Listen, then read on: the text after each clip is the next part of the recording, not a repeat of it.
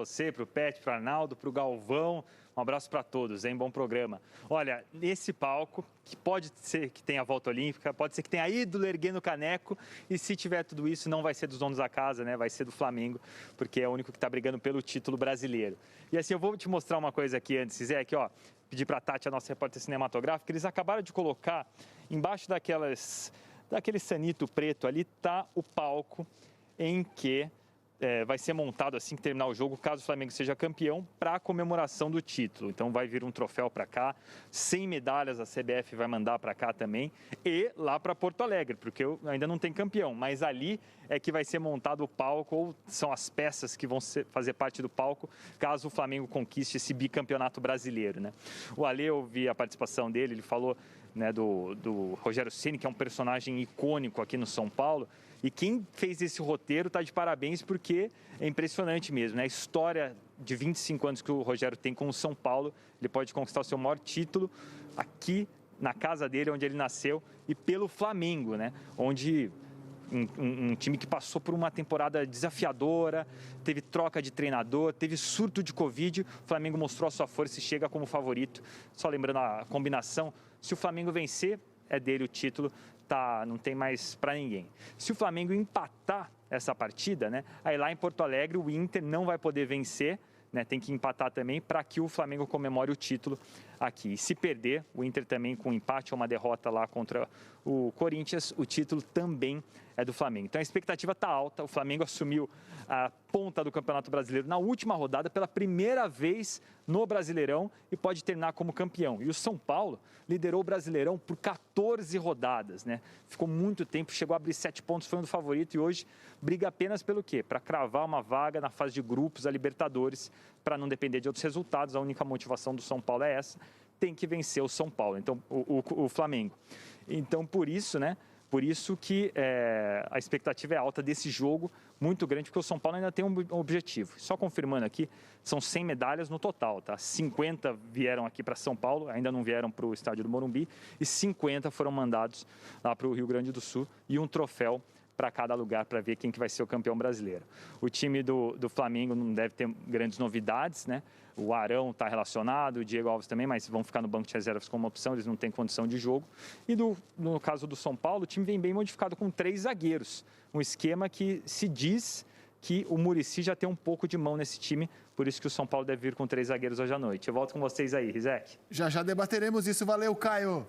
Olha, na verdade, o Internacional liderou o campeonato por 17 rodadas. Ele falou uma coisa aí. Perdão, Rizek, só para não deixar passar. Eu vi hoje uma declaração do meu amigo Muricy dizendo assim: não, São Paulo, mas não se esqueça que o São Paulo quer a vaga para estar entre os 4. Ao contrário do que algumas pessoas andaram falando, o empate não serve para o São Paulo, não, porque o São Paulo nesse momento, o São Paulo tem 63 pontos, o Fluminense tem 61.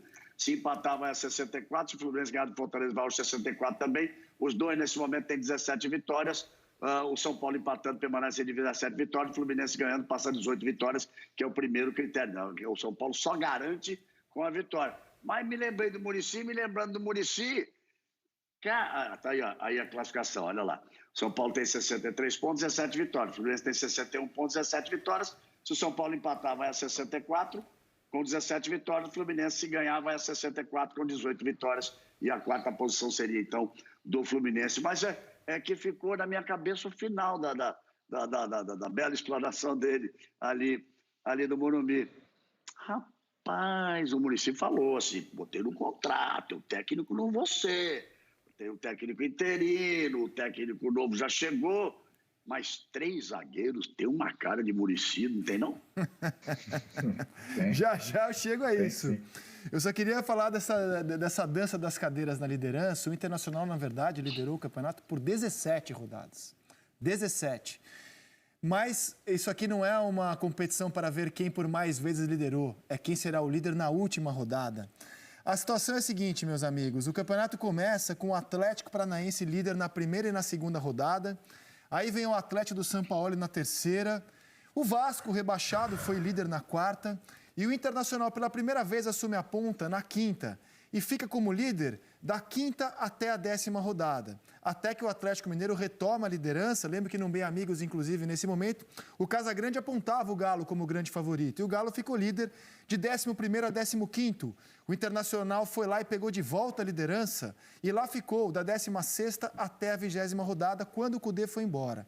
O Atlético Mineiro retomou a ponta da 21ª e na 22ª, e aí começa o maior reinado que a gente viu na liderança. De forma consecutiva, o São Paulo ficou líder por 8 rodadas, da 23ª até a 30ª. 8 rodadas de forma consecutiva, até que o Inter do Abel, pela primeira vez, assume a ponta e fica da 31ª à 36ª. E o Flamengo, pela primeira vez, assume a ponta, a exemplo de 2009, na 37ª rodada. Então, no total, o Inter liderou por 17, o São Paulo por 8, o Galo por 8, o Atlético Paranaense por 2, Flamengo e Vasco por 1, e quem for o líder hoje será o campeão. Não parece um pole position, né, na Fórmula 1, né, Galvão? Aí ultrapassado na última curva. Quem fez isso maravilhosamente bem?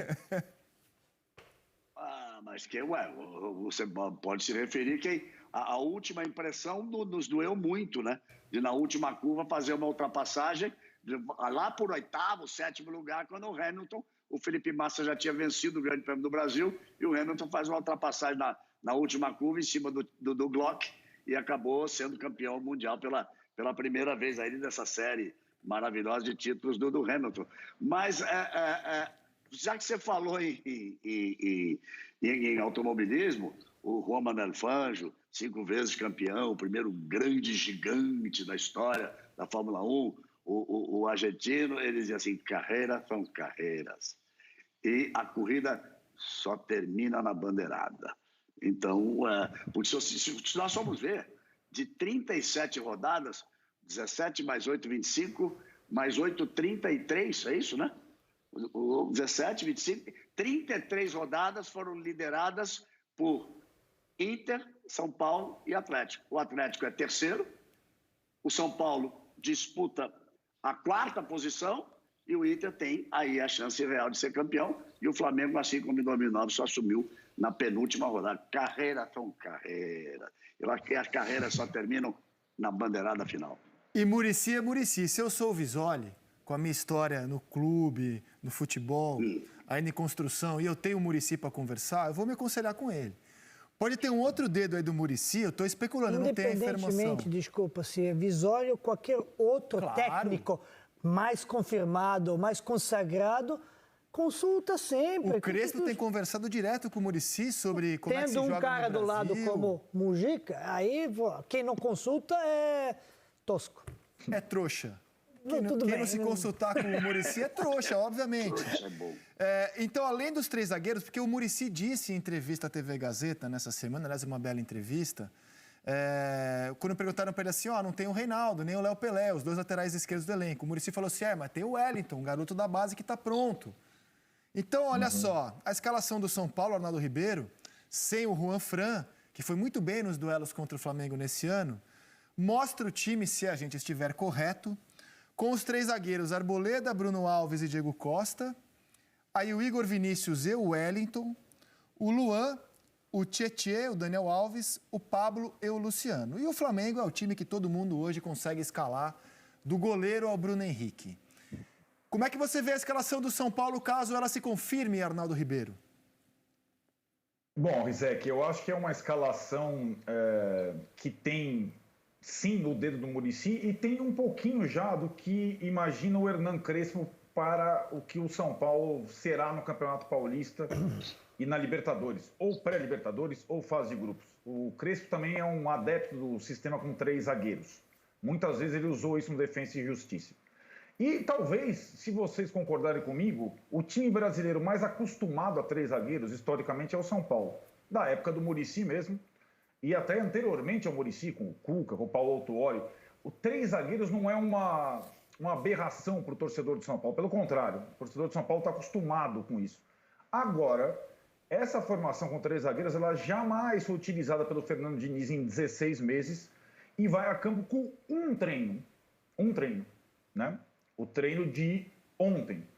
E é uma formação que eu vejo mais cautelosa, mais física, que vai ter muita questão de atenção na bola parada, o time fica mais alto, não só com os 3 zagueiros, mas com a entrada do Pablo para fazer companhia ao Luciano.